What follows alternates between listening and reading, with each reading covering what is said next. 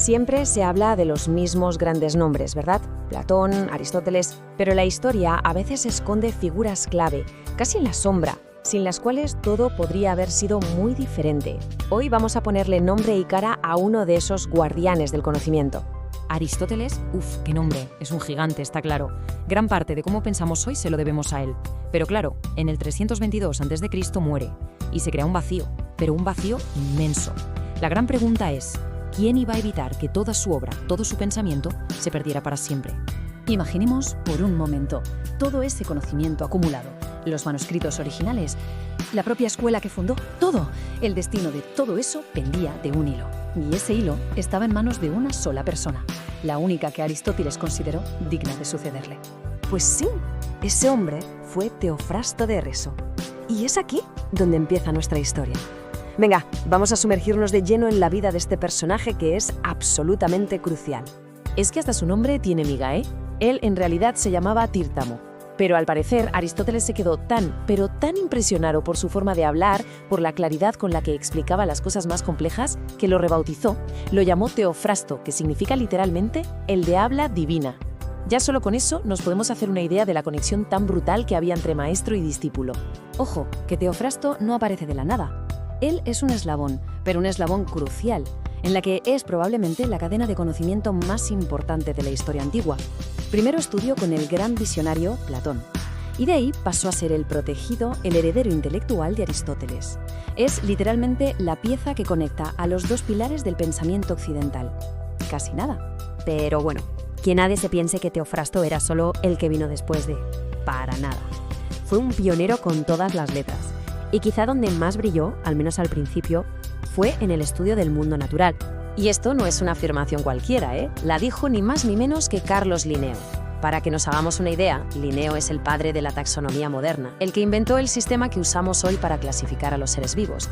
Pues bien, fue él quien le dio a Teofrasto este título. La pregunta es, ¿qué hizo un tipo hace más de 2000 años para ganarse semejante honor? Pues la respuesta está en este número. Más de 500. Ese es el número de especies de plantas que estudió, describió y clasificó por primera vez de forma sistemática. O sea, fue el primer gran intento serio de poner orden en el reino vegetal.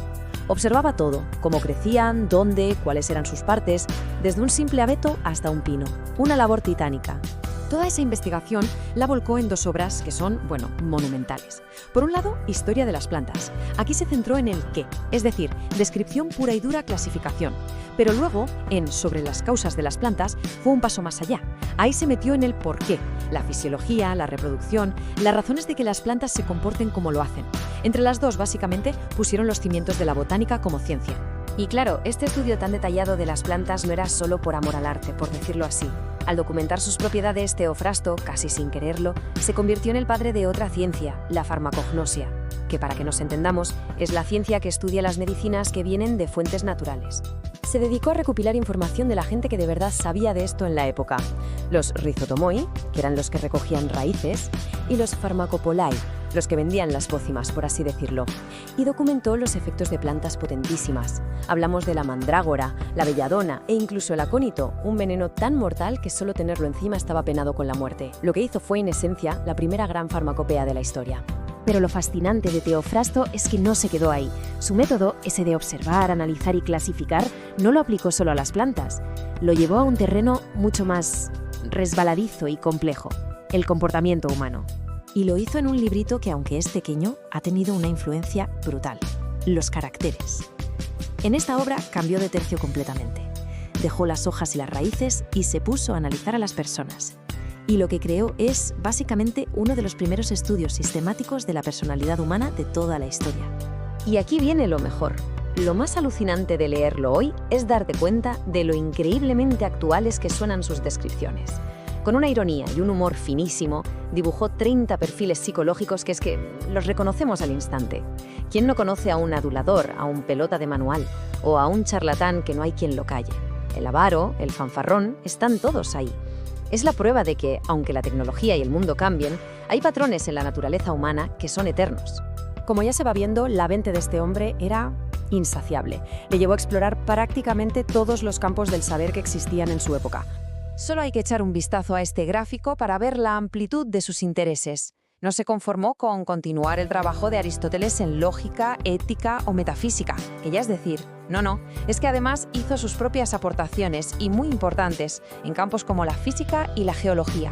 Y hablando de geología, su tratado sobre las piedras es, atención, el texto científico sobre minerales más antiguo que conservamos, el más antiguo. Y en él no solo se dedicaba a clasificar rocas y gemas, sino que llegó a hablar de los fósiles. Un auténtico visionario, un adelantado a su tiempo. Pero de todas sus increíbles contribuciones, de toda su ciencia, hay una que para la historia del pensamiento quizás sea la más importante de todas. Y para entenderla tenemos que volver a Aristóteles. Este es el punto clave de toda la historia. Cuando Aristóteles tuvo que huir de Atenas, no le dejó a Teofrasto solo la dirección de su escuela, el liceo. No, le confió lo más valioso que tenía, su biblioteca entera. Todos y cada uno de sus manuscritos originales. Pensemos por un segundo en la responsabilidad. El futuro de la lógica, de la biología, de la política, de la ética. Todo el pensamiento aristotélico, en manos de un solo hombre. Y durante los siguientes 36 años, Teofrasto no solo se dedicó a proteger esa biblioteca como si fuera oro. Hizo mucho más. Hizo que la escuela, el liceo, floreciera como nunca. Llegó a tener más de 2000 estudiantes. Se convirtió en ese puente, el puente indispensable que conectó el saber de Aristóteles con el futuro. Y cuando él murió, le pasó el testigo a su sucesor, Estratón, asegurándose de que la llama no se apagara.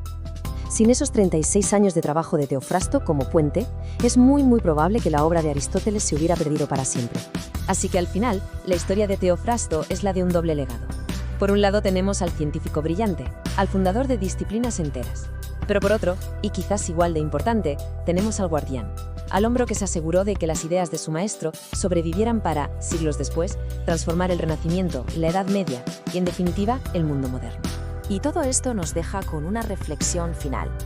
Casi siempre celebramos a los genios, a los grandes innovadores, a los visionarios, y está bien, pero quizá deberíamos honrar con la misma intensidad a los guardianes, a esas personas que dedican su vida no tanto a crear de cero, sino a preservar, a organizar y a transmitir el conocimiento, para que las generaciones que vienen detrás puedan seguir construyendo sobre esos cimientos.